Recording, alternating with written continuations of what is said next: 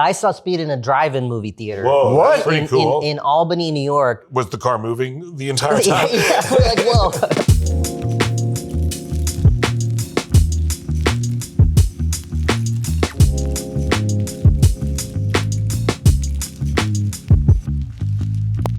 I'm Aziz Ansari. This is Seth Rogen, Keanu Reeves. We're here at our press junket day for the film Good Fortune. Thanks for joining us. Thanks for coming. Thanks for watching this content.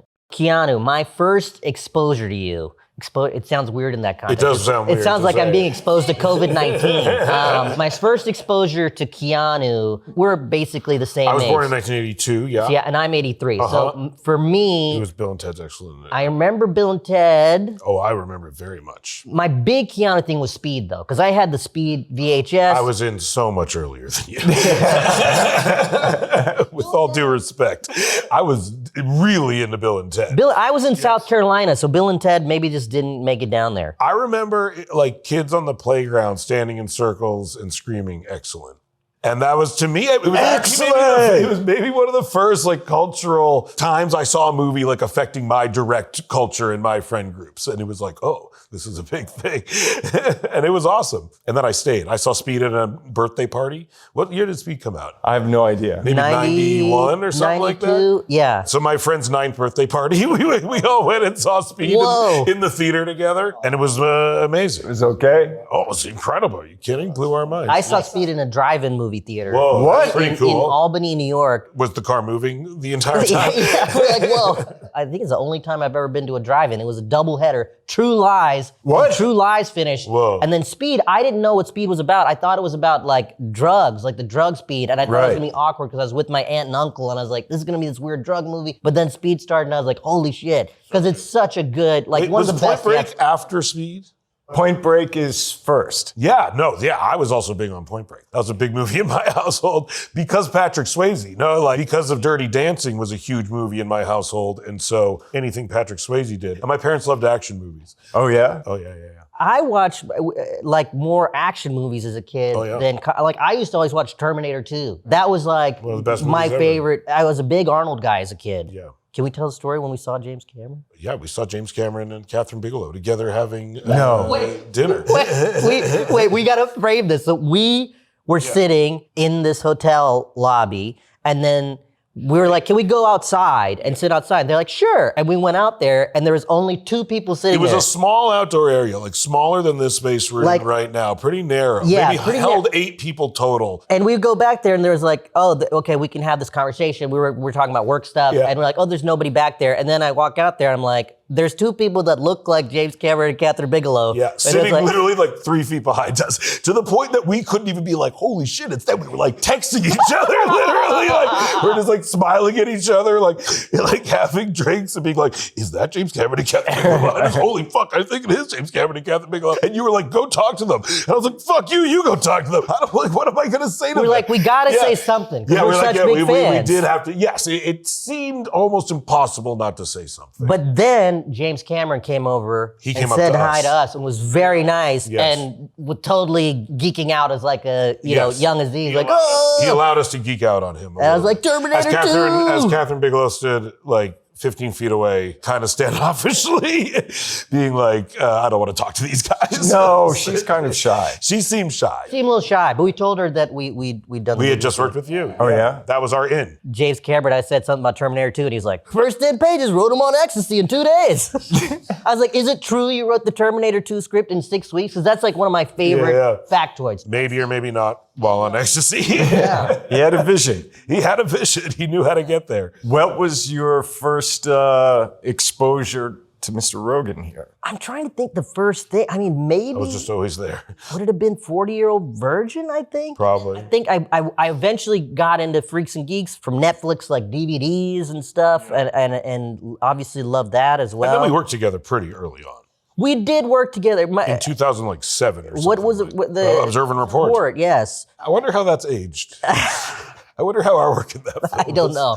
At this point, it might have actually come back around and be completely Now, like, acceptable again. There's a whole group of people that are really into it for the wrong reasons. Exactly. Yeah. It's like The Punisher. But I remember whenever I first saw your stuff, and you were doing so many things. Like you were in 40-Year-Old Virgin, you were writing Superbad, and I remember looking up how old you were, and you were like a year older than me, and I was like, this is a mistake on IMDb. This guy cannot This guy looks way older than No, that. he cannot be this successful and doing all this stuff. And I'm still like trucking away, doing whatever I was doing, open mics or whatever. You know, I was like, wow, this is incredible. This guy's done all this stuff. But then we worked together soon after that and have always been a kind friend ever since. Yeah.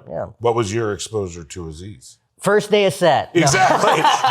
Day 3 of shooting No, this movie. this guy, the director, When he you keeps came telling me over to me, you were like, who is this? I would say it was probably Parks and Recreation, probably. Yeah. A good one. Yeah, and then going into seeing stand-up stuff. Yeah. And what was your exposure to Seth? Wasn't there like I don't know the order.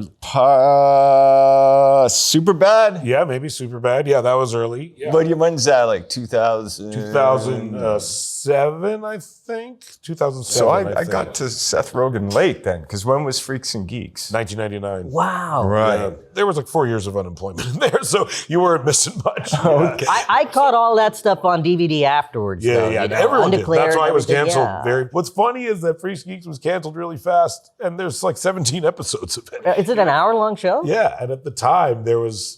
Cutting edge. I know my goddaughter was just like, you should watch Freaks and Oh, Geeks. it's really good. Yeah. It holds up, I think. People still like it. Yeah, teenagers still like it. I think it's incredible. Isn't there a big kind of like comedic writer, actor tree that comes out of Freaks Yeah, and a Geeks? lot of Jake Kasdan was directed the pilot of Freaks and Geeks. Bill Pope shooting it? shot the pilot of Freaks and Geeks, and The Matrix came out the day Freaks and Geeks wrapped. Wow. Oh, really? And so to me, they're inextricably linked to one another. And the whole time we were shooting Freaks and Geeks, Bill Pope was the DP, and the whole marketing campaign was everywhere. And the whole thing was, what is The Matrix? What is The Matrix? Yeah. And we'd always come into work and be like, Bill, what is The Matrix? And he'd be like, I'm not going to tell you. But I remember one day he's like, I'll just tell you this. The scene where you see what it is like one of the coolest things I've ever seen in a movie. And I was like, you see what it is? Like, what? Even that blew my mind. And then the day the show wrapped, me and Jason Segel drove to a movie theater in the Valley, smoked weed out of a glass bong in his car for like 45 minutes, and then went and saw The Matrix, and it was a mind-blowing experience. And then a few weeks later, I went to Vancouver and did a ton of shrooms and saw The Matrix again. And it was an even more mind-blowing experience. But the scene where I was with my friend, the scene where your mouth ran away, I was with my friend and he got up and ran out of the theater.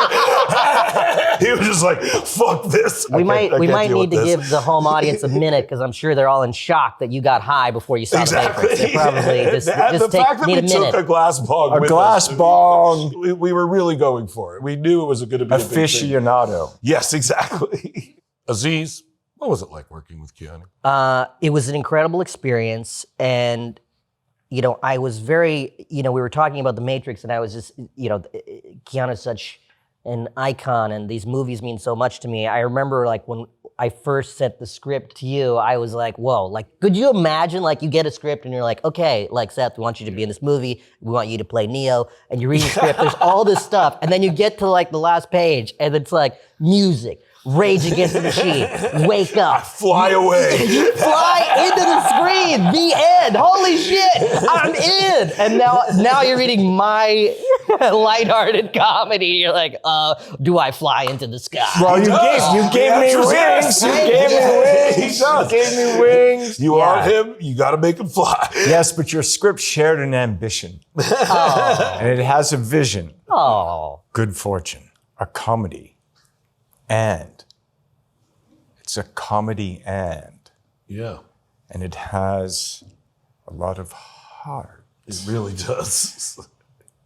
Speak to that. Do you want to speak to it first? I mean, you wrote it. You speak to it first. Well, I think, look, when I look at, you know, your films, they're very funny, but you do care about the characters, and it's so important, and there is heart to it. When we started making comedies, that was sort of a revolutionary idea in some ways, I think, because we were really coming off the heels, and these are some of my favorite movies, of like Dumb and Dumber and Something About Mary, and these movies like that were big and funny, but like not really making any attempt to like actually connect with you on like an emotional level, I think, or have any like reality to them in a lot of ways. When it got to that scene where the characters like emotionally connecting, which all these movies have, just in those scenes, they're really silly. And we Yeah. were like, oh, what if the tone is like such that by the time you get there, those scenes aren't silly and they sort of feel like real scenes and actually people talking to one another. Yeah. And that's all based on Judd and Freaks and Geeks and Jim Brooks and like. Yeah. I and was all thinking that of broadcast stuff. news when you broadcast said that. news. Yeah. I mean, there's sort of like waves of tone, I think, but like. How much did you guys collaborate, or what was the discussions between the two of you? Like, was it before the script was written? Was it post? Was it like, what was I think this is an idea you actually told me like years and years and years and years and years ago. Like 15 years ago. Well, we had this idea of, I don't think it was an angel, but it was like a guy being like, I'm going to show you this lesson. And then the guy being like, no, You essentially pitched us the movie Mr. Destiny. I Yes. remember, which is a Jim Belushi Belushi thing. movie. And I remember you hadn't heard of that movie. And then Evan afterwards was like, this is Mr. Destiny. And as you were pitching it to us, we're like, this is great. It's also the movie Mr. Destiny, which is a good movie. It was just that was core idea of like a character like Gabriel saying, I don't even think it was an angel. It was just like a guy Yeah, it saying was like a guy. It was a Destiny Man. The yeah, movie was called the Destiny, Man. And you were going to be the movie was called Destiny Man. Destiny Man. And like, I was a guy who like could have been in on like Instagram, and I like said, no, I'm going to do this internship. And my whole life, I feel like if I just It was been like part of sliding this. doors, kind of. It was running like sliding Yes, doors. and you were the Destiny Man. Which is what Mr. Destiny is about. I started writing this movie about like these two guys, like the idea of these two guys. Yes. One guy that's been like screwed by the last 20 years, works 2 to 3 jobs, burdened by student debt, sleeping in his car. And then there's the other guy who's just like blessed by the last 20 years, Yep. living in a giant house, made all his money, blah, Yep. blah, blah, blah. What happens when their worlds collide? But I had like a rough draft, and we were working on another film called Being Mortal that got shut down and was this whole thing. And the day that like broke in the news, everyone's texting me, Aziz, so sorry. I was like, I can't be in this place. And then you went into like a manic frenzy and wrote the script very No, fast. I had it written, and I said it to you because you were supposed to work that day. Yes. And I said, hey, Oh, yeah, you know yeah. this is a bad day for me. If you want to help me, Instead of working, read this. no, you were supposed to work. We were supposed to Yeah, shoot. So I was like, yeah. I know you're free. So do me a favor if you'll read this. You And couldn't get out of it. He called me like 2 hours later. It's the fastest anyone's ever read a script and called a director back. He called me 2 hours later and said, I'll do it. And when I originally sent it to you, I thought you would be the angel. Yeah. And then we'd find a guy to be this rich guy. And then I could never find someone, because I was like, the Jeff guy needs to be like funny. Like you gotta still enjoy this Threading guy. a needle with that guy. Yeah, even though he's You do that, Jeff? Yes. So then we said, hey, let's make you Jeff. And then we're like, who do we get to be the angel? And then Yeah. you come up and we're like, whoa, this is all coming together in a great way. We spent a lot of time rehearsing. I remember we were in my house reading some of the scenes, and some of the biggest laughs in the movie Yeah. are things we came up with together in those times. But to go back to your original question, obviously Seth is like one of the greatest writers alive. So, to have him be a collaborator is such a blessing. And you're one of the few people that's pulled off, what we're trying to do with this is like make a funny comedy that has heart, that gets people in the theater. So, I always really respect your feedback. That's so nice. It was a great idea right off the bat. If you had to give yourself your own angel duty, what would it be?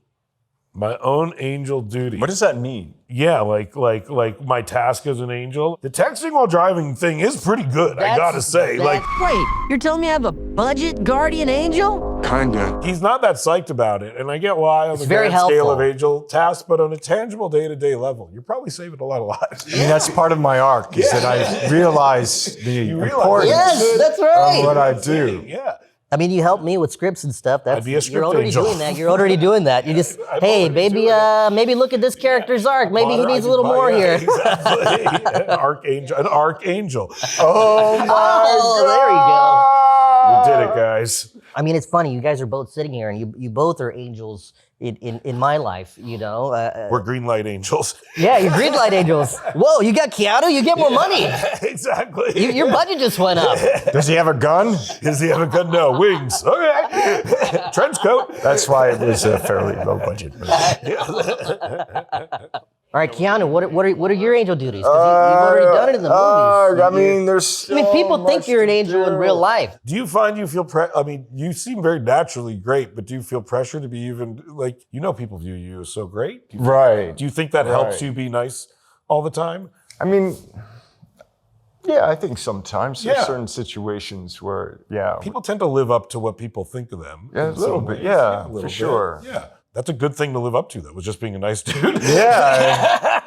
Being That- a super nice, chill dude. Yeah. How nice do people think like me and you are? They just think we're just like, I feel like we're nice people as well. Yeah. But not like him. No, not like, no, it's another thing. Which is funny because all you do is kill people. I know, right? Your whole thing is shooting Just- people. It's not all you do, but it's a lot of what you do. In those. Hey, man, there's some like be excellent to each other. Yeah, You that's also true. have that. And You both, it's true. Bayan and Vaya con Dios. Yes. And some people like it, some people don't. Maybe that's why it's so easy to watch you kill people in some way. It's because you know deep down that it's like, it's all Make believe. You thread the needle of being incredibly likable and killing tons of people, which is a really hard needle to thread, honestly. Killed my dog. That is a real thing. When we met Catherine Bigelow that time, she was talking about how, you'd never done action before Point Break. No, it was the first one, yeah. And that led you into that. But I remember sure. reading some interview with you. It was before you'd done that stuff, and they were talking about, you were talking about the stuff you were getting offered, and it was stuff where you were very nice and, sometimes playing characters that have this naivete. And Sure. We have to mention Parenthood. Which Oh, is yeah, also, which we talked about a lot one when of we the talked about great- you doing this. And Yeah. I just worked with Ron Howard, and we talked about you so Oh, much really? because I had Oh, also wow. had just worked with you. And to Yeah. me, that was also one of the all-time, it's such a funny performance. It's so Great Slapping the movie. salami. Slapping the salami. I was just gonna say, it's all about slapping the salami, which is truly one of the great line reads of all Yeah, time. that and the Bill and Ted stuff. It was interesting to kind of use that palette to Oh, tone wise? Yeah, to find Gabriel. And I remember Oh yeah. You gave me that vermouth of bring some of that frisant of the innocence of the kind of Bill and Ted and Todd. You referenced Bill and Ted. Yeah. And Todd. Because there's such a sweetness to those guys and Yeah. all the humor of their I thought naivete. also too the energy of that, like the kind of the frisant, the kind of moving forward. Yeah, like that yeah. kind of thing. Very Gabriel. Yeah. The question of what do we think an angel? What is an angel excited? Do they have sex? I mean, They'd probably be excited about having sex. what would an angel? Are they puritanical? Would sex be repulsive to an angel? Because are they religious? Are they? Are they Christian? Angels? What kind of angels are we talking about? Yeah, Catholic angel. You don't seem like a particularly religious angel. I don't. Yeah, archetypal. It's more just as an angel, you couldn't experience those things rather than you. You never got to eat food and stuff. That was all. Right. I mean, that was very much obviously influenced by Wings of Desire and the whole idea of just the human experience of even just Right. in my head, Gabriel never got to just hang out with guys and laugh and just kind of consistently live as a person and have a job and all these things. And what I love about your character is that he becomes friends with us, but also Felipe, the guy that he washes dishes with. And that Felipe. and he's never danced before. I remember writing that scene and being like, oh, that's something fun. That's cool. And then you took Well, I'm salsa working lessons. hard. You know what I mean? I'm just in. You're on rooftops. You're in cars. I'm just keep working. They can hear music, I guess, already, stuff like that, but they just I think can't you dance. can hear music because of when you're in the car with the texting and driving, you hear the music. But dancing, I don't think Gabriel Eating ever would danced probably be a before. Yeah, but they Thing. probably don't. I mean, do they have metal up in heaven? Yeah, there's certain music that they don't hear, but they're on Earth a lot also. What, like heavy Yeah. metal? Well, they hear it. Yeah, so they Do they have appreciate Pantera and Fugazi in heaven? Yeah. Ozzy Osbourne. Yeah, food, sex, drugs. Driving cars, that'd probably be fun. Driving motorcycles, I imagine. Yeah. That'd be- How about doing shit that you don't die? Yeah, You know what I mean? really go for it. just fucking jump out of an airplane. That'd be cool. Just fucking throw yourself off a mountain, That'd be fun. drown yourself, The go whole, down, just keep swimming, just keep going. Just hold the bowling ball. Just keep going, just keep See what going. happens. So then you could even push the human experience Yeah, to it's true. set yourself on fire. That'd be cool. The whole Groundhog Day element of it. Yeah. Electrocute yourself. You could read, you just keep learning. Yeah. All the learning you could do. I'd learn piano. Learn one song. I did learn one song for a movie. What did you a few learn? months ago, a Thelonious Monk song. You and did? I actually Wait, did which it pretty song? well. And you played it on piano? I played it on piano, and my teacher was very impressed. Just clear that ecstasy story with Jim Cameron. Yeah, exactly. I'm sure he's cool.